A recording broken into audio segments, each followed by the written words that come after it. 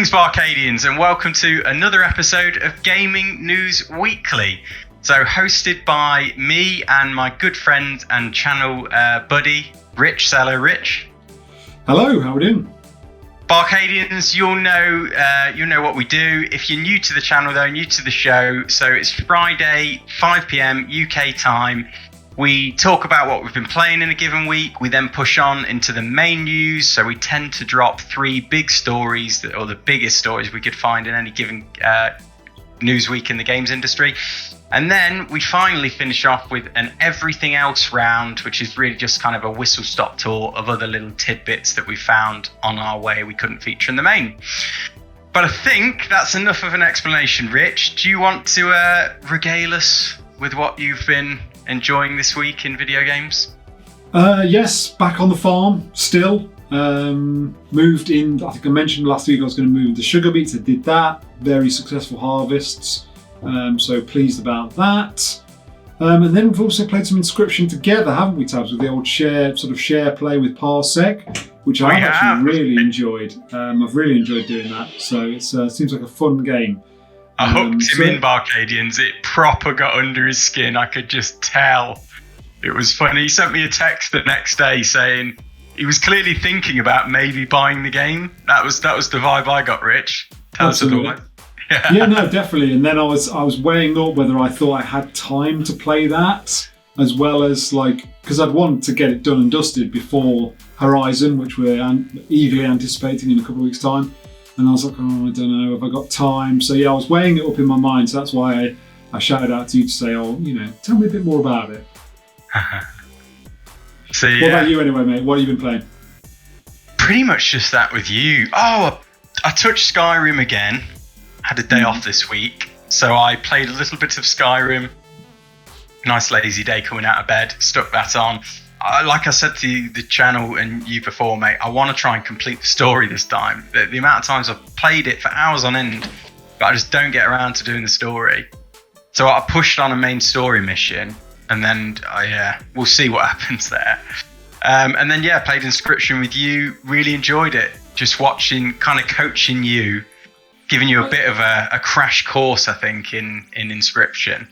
It's kind of complex, isn't it? It's a lot of rules. It is actually, yeah. It was good to have someone there to go, this is what this means. Because some of the things, it sort of leaves you guessing. Some things you can go, what is that? And get an explanation. But some of the things you just have to find your way on it. So I can imagine that would be quite difficult. But word on the street, Tabs, is that you're actually a semi-professional Overwatch player, a dark horse. Oh, not at all, mate. No. Yeah, our friend of the channel, Andy, trying to coax me into some Overwatch competition play, I think, because he loves it. I played it a bit on the PlayStation back in the day, but I think I don't think I got there with skill, mate. It's just a case of putting time in to level up and get experience as you would in any of these kind of revolving multiplayer online games. So yeah, I'm gonna have to dig it out. I'm not even sure if I've still got the game. So Andy, TBC on that one if I can actually. It was interesting though. It's interesting to hear that you're actually a really high level on that. So that was cool. And Rich, I should shout out just very quickly on Inscription. Go on. Did manage to get through Inscription on his first try. Basically, there's you have to do a series of bosses, then you get a final boss. And credit to Rich, obviously he had me as a very able professional coach. I was just going to say, when that happened, you went, yeah, but to be fair, I did help you get through that. It was gives with one hand and he takes with the other. To be honest, what my motivation was there is I didn't want you to think, well, this is really easy. There's no challenge here. I've played it now. That's all I need. I wanted you to know that actually there's a lot more to it and it is very difficult. And yeah. Anyway, we've done enough banging on this section of the show, mate. Absolutely. So let's push into the news, BArcadians. Sorry, I sometimes forget we are filming an episode for our YouTube channel. So the first headline reads, Pokémon Legends Arceus Review Roundup. So here we go. 86 currently on Metacritic is where we sit. VGC gave it 100, or at least Metacritic translates it that way. And this is what they had to say. Pokémon Legends is the breath of fresh air the series has needed for so long. It may not have been apparent from the trailers, but this is one of the most entertaining, engaging, and engrossing games in the entire history of the Pokémon series, and is highly recommended to both longtime fans and complete newcomers. Do you want to take this next one for us, mate? Absolutely. IGN gave it a 90 or a 9 out of 10, depending on the out of scenario. And they had this say, I have many hours on my back, and I will have many more to unearth all the secrets of Legends Arceus. It's remarkable the care that Game Freak had with all the key ingredients they seem to have found a future model for Pokémon. I am convinced that it will earn a place of success amongst the franchise main hits and, more importantly, will make even the most hardcore fans fall in love with those have been waiting for a long time for the most modernization of Pokemon. Yeah. That was a strangely written summary, wasn't it? Oh. Honestly, I've just copy and pasted that. Sack them, IGN. We shouldn't say that. And then finally, to finish us off, VG247. They sat at an 80, so I try and take a balanced cross section. There was a lot of 90s, so it has to be said. But this is what VG247 said. Pokémon Legends Arceus threads the needle and somehow finds a brilliant balance between old and new, between tradition and upheaval. It's the 3D Pokémon adventure that I imagined back in the 90s that never came. It's fresh, feels new, exciting, and like a powerful new beginning for the series. Technical shortcomings and minor frustrations can't take away what this game achieves elsewhere. It's the best main series Pokémon game in a long, long time. So yeah, I mean, we have to say characteristic is it's glowing. You know, the critical response is pretty darn glowing. Mate, I'm going to let you go first because I've got quite a lot to say about it and I don't want to tread over all the territory and not give you anything to finish up on. So you tell us your thoughts first and then I'll clean up for us. So, I mean, it's obviously been widely well received, and to be fair, it does look, we've both spoken about this, we think it does look like a really good game actually, and it looks like it's well done.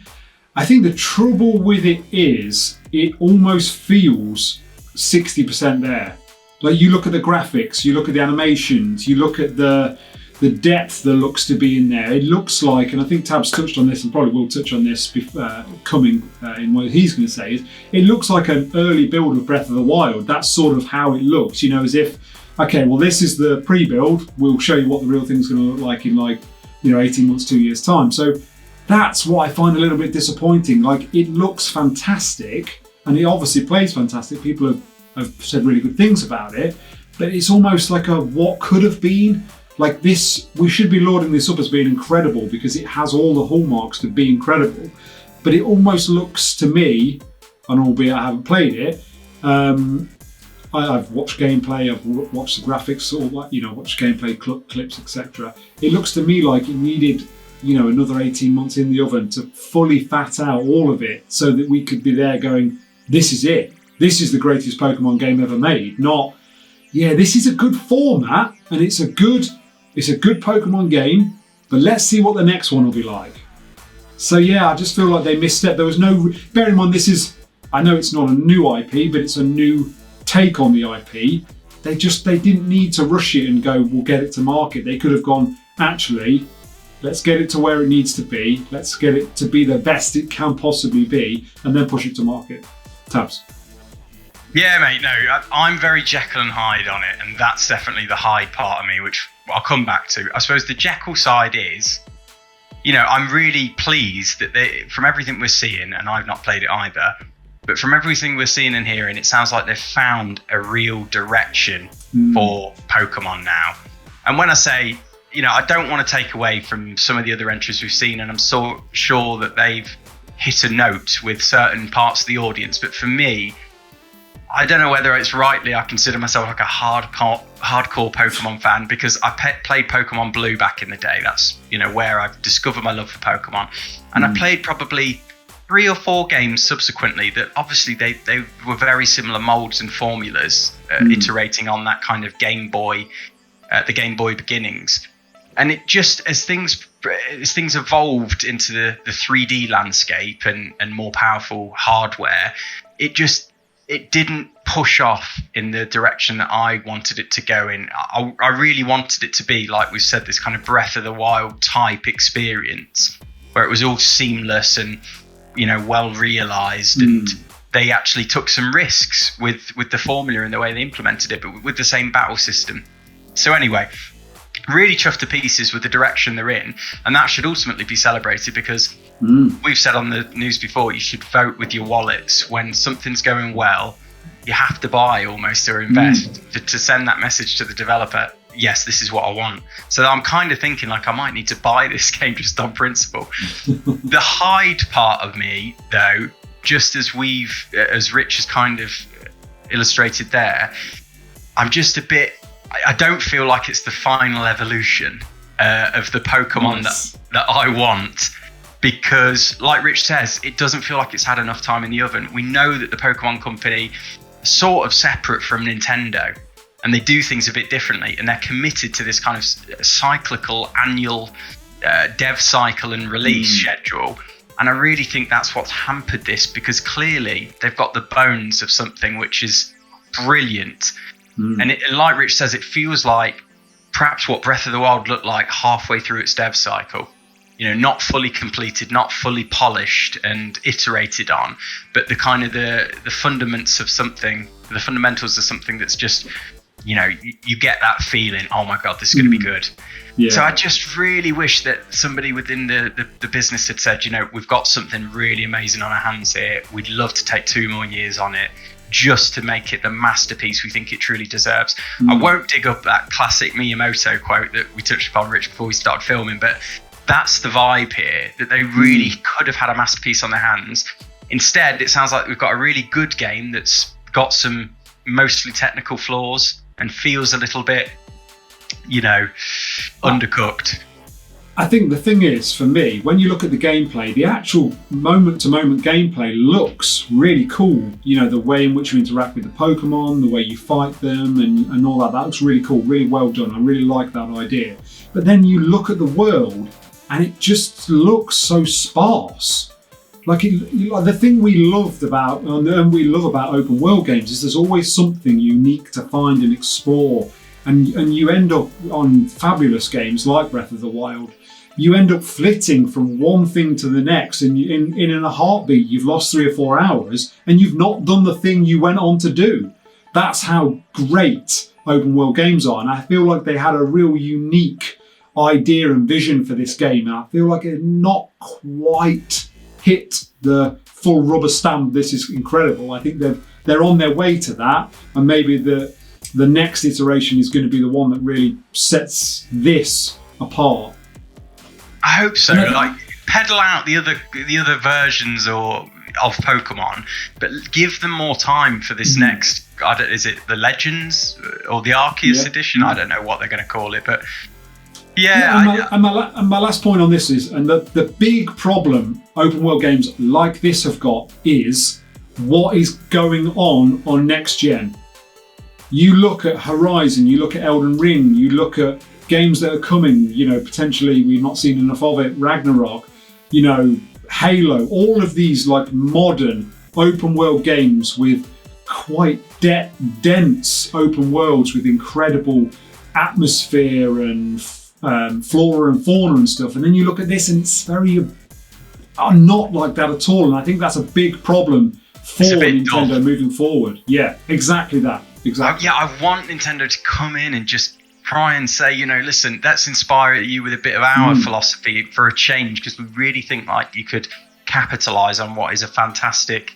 It will be their resurgence for me, the Pokemon company. Maybe people feel differently, but for me, I feel like the series is just dulled over time since the originals. But the last thing for me is very much to echo Rich's point is I've seen John Lineman weigh in from Digital Foundry comparing the kind of the graphics and the quality of the art design to 1999 graphics and technical feats. That says a lot. Switch Force has put a video up about this today, again saying similar things. It's just, you can't shake the fact that there's a missed opportunity here, but we should also celebrate that it's a solid entry in the series. and we see that they've got the bones of something spectacular. But mate, we're going on and on and on again. I know, yeah. Take us away. We ain't done the second story yet. Oh, good grief. Come on, mate. Shocker. Come on, second story. So, Sony's future and investor's guide. So this comes from Motley Fool.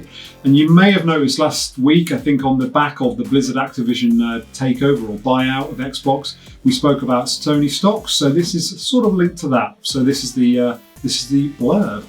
Sony's NYSE Sony, that's their stock, recently tumbled to a 3-month low after Microsoft, Nasdaq MFFT, that's their stock, announced its plans to take over of Activision Blizzard's Nasdaq ATVI, that's their stock, for $68.7 billion, as we already knew. Sony's stock dropped for two simple reasons. Investors assumed Microsoft would add Activision's games to its subscription-based Game Pass service, and it would turn Activision's future games into exclusives for Xbox consoles and Windows PCs. In a statement issued to the Wall Street Journal, Sony said that it expected Microsoft to abide by contractual agreements and continue to ensure Activision games are multi-platform, which we did touch on last week. In a press release, Microsoft's gaming chief Phil Spencer pointed out that Activision's games were enjoyed on a variety of platforms, and it would continue to support those communities moving forward. It's smarter for Microsoft to... Mate, I'll just head this bit because it's going to read a bit funny out of context. Basically, I just bullet pointed here the reasons that the article went on to say why, Microsoft are happy to maintain the status quo for a little bit. So carry on. Absolutely. These are those bullet points. So obviously, the first one, it's smarter for Microsoft to sell PS5 games, obviously, because it's a bigger audience for them to sell games on. Microsoft doesn't want an antitrust probe, third largest game publisher in the world by annual revenue after Tencent and Sony. I thought that was very interesting, Tabs, that statement there. So even though Microsoft have been buying all these studios up, Sony is still a bigger gaming publisher, which I thought was very interesting. And the last point on this... By revenue. Yeah, true. Yeah, true. The deal probably won't close until 2023 anyway, so we've got a few games come before then anyway. I think this is very interesting. I think this is very clever from Phil Spencer, because if he said, yes, we're going to go exclusive, they're going to add to Game Pass, instantly, the monopoly markets and all this, the what do they call it? Or we call competition laws, Yeah, exactly. That's the one I was going for. They will be straight on it because they'll be like, well, hang on a second. You're basically creating your own audience in some respects by going, well, if all these games are only on here, so people will have to buy them. So, yeah, I think it's very clever here, and I'm not surprised at the things that are coming out from Microsoft, and I would say it's quite bullish from Sony, but obviously they know the contracts that have been signed, so it makes a lot of sense. Tabs. Yeah, definitely, mate. I think, it's interesting to get this investor's perspective because essentially a lot of people did what I did. They did that whole doomsday scenario. Oh my God, Sony are done. Here's the monopoly, and they sold all their stock. And then obviously we saw this $20 billion loss, was it, mate, to Sony's company value? Mm-hmm. And, it's nice to hear that this perspective actually puts things into a bit more of a sensible complexion, if you like, that nothing's going to change dramatically overnight. There's a lot of reasons why Microsoft will want to maintain the status quo, as Rich said. PS5 install base is like 18 million compared to Xbox, which is like 11 million. So it's not quite 2 to 1, but, it's not far off. So it makes sense that they want to keep those sales going on games like Call of Duty, for example. And also, we talked about the antitrust stuff. I think there's a law change. It's either imminent or it's just happened. I forget. But anyway, they don't want eyes on them for this move. Yeah. Mm-hmm. So they don't want to destabilize Sony in one fell swoop like that either. They need to keep the optics looking, positive. So it was kind of refreshing just to see, that it's not perhaps all the doom and gloom that we think. I mean, I'm still worried about the future. Absolutely. But it sounds like Sony have got, a bit of stability here. And they'll have time to react because of these contractual agreements they've got in place that Microsoft seem to be honouring, don't they? Absolutely. So it's going to be really interesting. I think Sony need to be making big plans. We've pondered whether you said that last show, didn't you, Rich? Should they buy Take-Two? and other people have said, should they buy Square Enix, Konami? Should they buy EA? You know, do they need to make a big purchase? I'd just like to say they should definitely buy Konami so we can get some more MGS, for Christ's sake. I'd like it. I mean, it's more likely that they're going to do what they have been doing, and they employ a studio, don't they, or an IP for exclusivity on their console. Obviously, they did that with a couple of Bethesda games before they moved, Deathloop and Tokyo Ghostwire. So, yeah, I think that's the play. But I think really Sony, they do need to perhaps make some smaller studio acquisitions, continue what they've been doing. And I think they need to now look at the games that could potentially in the future become exclusive to the Xbox ecosystem. And I'm talking maybe 5-10 years in the future to actually compete with those. Because let's say Call of Duty, maybe it will be on PlayStation for the medium term, but in the long term, wouldn't it be better if they bring one of their franchises back? People have talked about SOCOM, Resistance. Trying to think of other kind of military FPSs, mate, on the PlayStation. Yeah, Killzone. Do they need to bring in some competition there to make sure they don't get basically punted out of that, area of the market and that genre? But anyway, mate, I'm doing it again. I'm going on and on. Story number 3. BArcadians, let us know what you think in the comments. I know it's all very interesting. Story number 3 this week is plenty of Star Wars on the horizon. So I'm going to rattle this off, mate, in record pace. This article comes from GameSpot. Electronic Arts has announced major plans to create more Star Wars games with its studios and partners developing 3 new games. These include a sequel to the hit Star Wars Jedi Fallen Order. Played it, really enjoyed it. As well as a new first-person shooter from Respawn, of course from Titanfall, we know. And a strategy game, this will tickle Rich's fancy, from former XCOM developers. Respawn game director Stig Amerson is working on the next entry in the Star Wars Jedi series, following the success of Jedi Fallen Order. Another game is a first-person shooter with Peter Hirschman as its game director.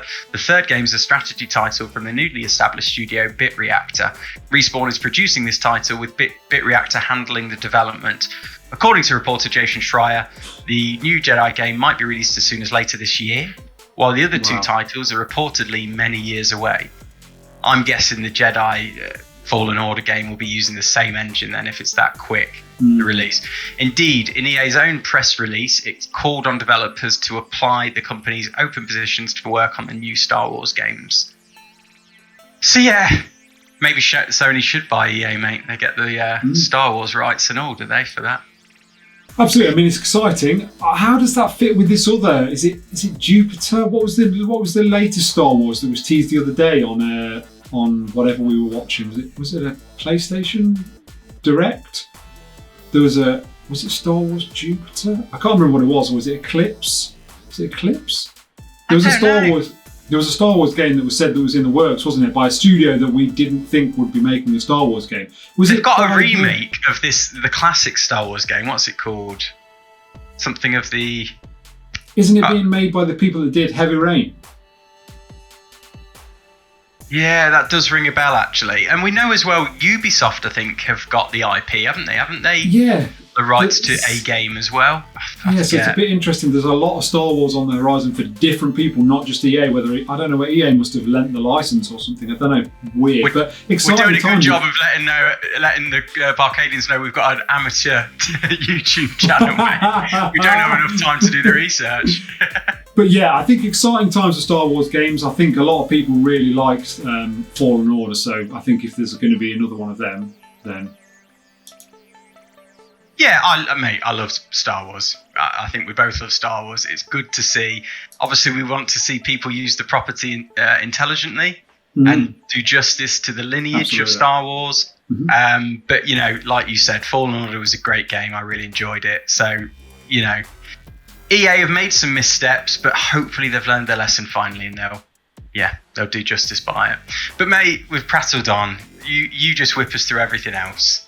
Absolutely. So at the end of this car crash news episode, we've got everything else. And we're going to get straight into it. So Uncharted 5, Never Say Never, says Naughty Dog. Very interesting. Very interesting. Hogwarts Legacy and Gotham Knights will still release this year, according to Warner Media CEO. Good news. Exciting. PlayStation will reportedly get at least the next 3 Call of Duties, despite Microsoft buying Activision, and we sort of touched on that previously. Right, at least. That's at least 3 years then, is it?